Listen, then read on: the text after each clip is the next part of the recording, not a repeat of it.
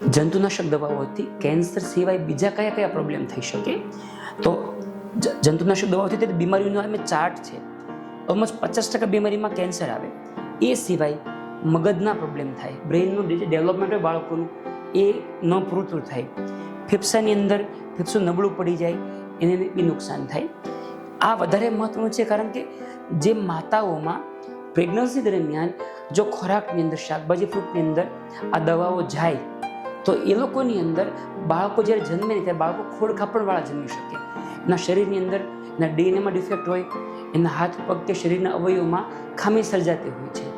આ ખૂબ મોટું જોખમ હોય છે. એટલે પ્રેગ્નન્સી દરમિયાન ખાસ કાળજી રાખવી જોઈએ. એટલા માટે હું કહું છું કે આજકાલ છે ને બહાર હોટેલ રેસ્ટોરન્ટની અંદર ઘણી બધી વખત સસ્તું અને જે શાકભાજી ફ્રૂટ લાવે ઘણી વાર પ્રોપર ધોવામાં ન આવે. પ્રેગ્નન્સી દરમિયાન જો એ બધું જમવામાં આવે અને એમાંથી આવા કેમિકલનું બોડીમાં એક્સપોઝર થાય તો બાળકોને ખોડખાપણ રહી શકે.